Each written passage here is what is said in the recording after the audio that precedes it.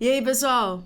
Como é que vocês estão? Meu nome é Juliana e tô aqui para falar com vocês hoje sobre a pancreatite aguda. Recentemente saiu um artigo na Intensive Care, agora em 2023, falando sobre 10 dicas do manejo da pancreatite aguda no paciente em UTI. Normalmente, as formas de pancreatite elas se desenvolvem de forma leve, ou às vezes moderada, com desfecho normalmente favorável, mas cerca de 10% dos casos vão desenvolver formas severas e graves de pancreatite que vão precisar de monitorização em um leito de UTI. E aí aqui a gente vem com 10 dicas práticas para a gente fazer esse manejo do paciente grave em UTI. A dica 1 vem com a identificação dos pacientes que têm potencialidade em se agravar. Normalmente esses pacientes, como eu falei, ficam com formas leves a moderadas, a doença é dinâmica na primeira semana, mas os pacientes já com formas graves, já com sinais de CIS inflamatórios, já logo no primeiro dia, a gente precisa ficar atento. Isso se encaixa já logo com a dica 2, que é encaminhar para a UTI todos aqueles pacientes que tenham sinais de disfunção orgânica, cardiovascular, falência respiratória. Esses pacientes devem logo ser encaminhados para a UTI para serem assistidos de perto, até porque uma necrose infectada da pancreatite, a mortalidade é altíssima e isso deve ser manejado de forma invasiva dentro da UTI. E aí vem a dica 3, que ela vem em relação ao diagnóstico da etiologia dessa pancreatite. Normalmente as pancreatites são de origem das vias biliares ou por abuso de álcool, mas existem algumas pancreatites que não estão nessas duas patologias e que devem e merecem investigação. Por exemplo, hipercalcemia e hipertriglicidemia devem sempre estar no nosso pensamento em alguns casos de pancreatite. Existem também pancreatites que a gente não vai conseguir entender a origem dela, mas isso também não diferencia no nosso tratamento, mas é importante, vem como dica 3 do artigo, saber a etiologia correta dessa pancreatite. Após o diagnóstico da etiologia, a gente vem atrelado à dica 4, que é a realização do exame de imagem para visualização de complicações da pancreatite com a tomografia de abdômen assim que possível após alguns dias de início do tratamento. Ela normalmente não vai mudar muito na nossa conduta, mas vai ajudar a gente se esse paciente está respondendo ou não está, ou se ele está vindo a complicar, fazendo a necrose infectada, e aí é por meio dela que a gente vai fazer esse diagnóstico das possíveis complicações da pancreatite em si.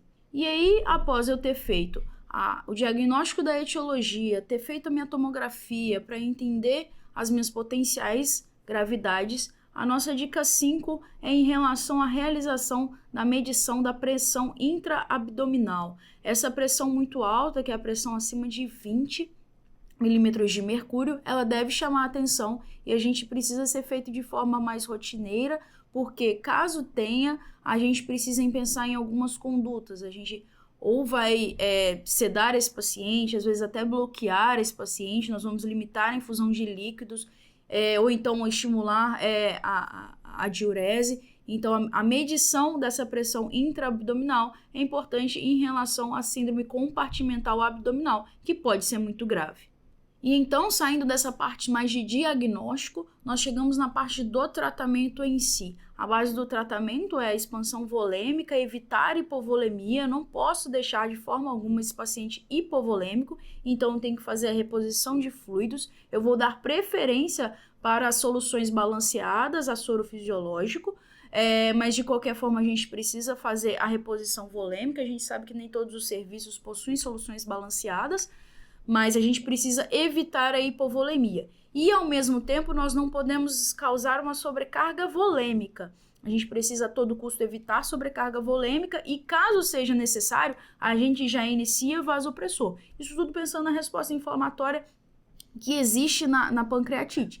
E aí, de forma precoce, caso eu ache que minha expansão volêmica já foi o suficiente, eu já entro com droga vasoativa, pensando em manter essa perfusão que pode estar prejudicada pela minha resposta inflamatória, que é muito alta. A dica 7 vem em relação à realização da CPRE de forma precoce na suspeita ou na evidência de colangite, isso com mudança de mortalidade.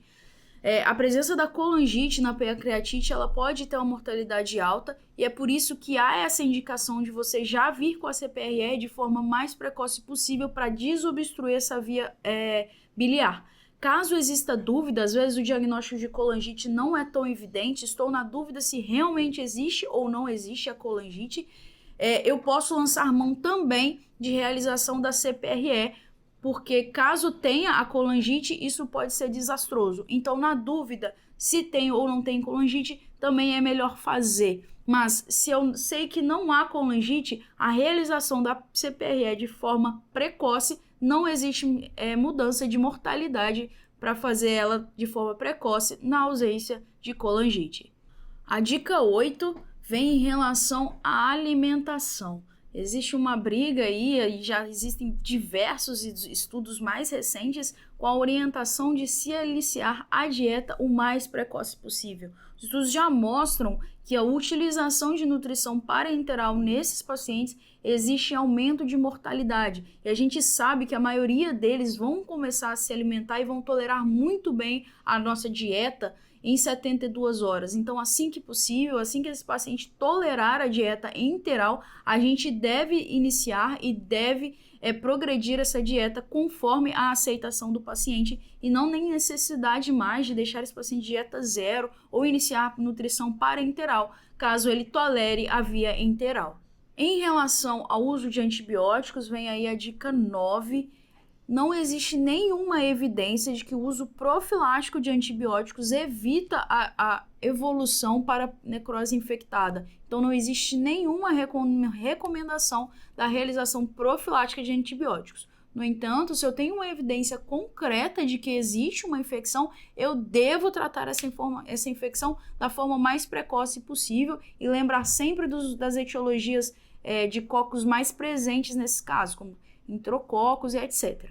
E a nossa dica 10 vem em relação à realização de TC contrastada para o diagnóstico de necrose infectada. Caso haja suspeita, eu devo fazer essa tomografia com contraste, lembrando que a presença de disfunção renal nesses casos não contraindica a tomografia com contraste, porque o diagnóstico da necrose infectada precisa ser feito e os benefícios do diagnóstico vão ser maiores do que o risco de uma disfunção renal pelo contraste. Então, caso haja essa suspeita, eu devo proceder com a realização de uma tomografia com contraste, independente da função renal desse paciente. E aí, caso feito esse diagnóstico, a presença de gás ali peripancreático, eu devo chamar a equipe de cirurgia e fazer a decisão da melhor abordagem dessa via pancreática, de forma a drenar essa necrose. Existem vários procedimentos novos, às vezes até menos invasivos, para fazer essa drenagem e até mesmo de forma endoscópica para resolver essa necrose infectada. Isso tudo deve ser resolvido e decidido de forma multidisciplinar junto à equipe cirúrgica dentro da UTI. Bom, pessoal, vou aqui agora falar de forma resumida. O próprio artigo trouxe um fluxograma que é muito prático e muito legal para a gente pensar nessas 10 dicas aí de forma até a raciocinar no fluxo do paciente no nosso tratamento. Então, inicialmente, o que a gente faz? A gente vai acessar esse paciente e identificar a possível gravidade.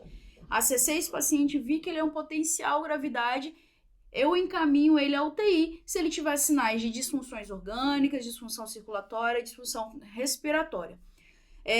Depois, o que a gente vai acessar? A gente vai acessar realmente o diagnóstico do paciente em relação à etiologia. Então, vamos pesquisar vias biliares, vamos pesquisar uso e abuso de álcool. E caso não tenha nenhuma dessas duas, a gente vai pesquisar os outros diagnósticos possíveis de etiologia de pancreatite.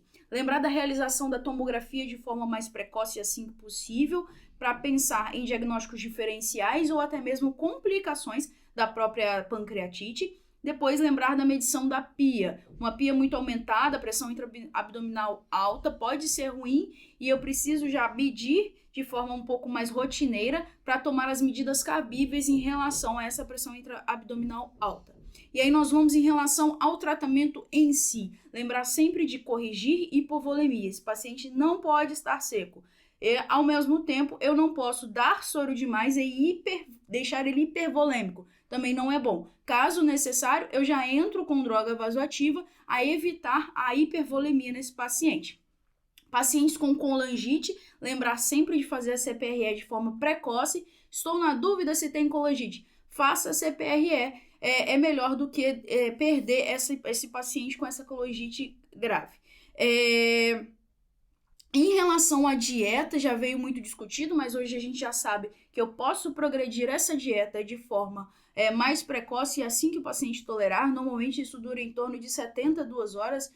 O uso da nutrição parenteral aumenta a mortalidade, piora desfecho, então preferencialmente dieta enteral assim que possível. Antibiótico profilático, não existe nenhuma evidência de que evite a progressão para pancreatite com necrose infectada, então não há recomendação em relação ao antibiótico profilático, mas caso eu suspeite que haja uma infecção em curso, eu devo tratar.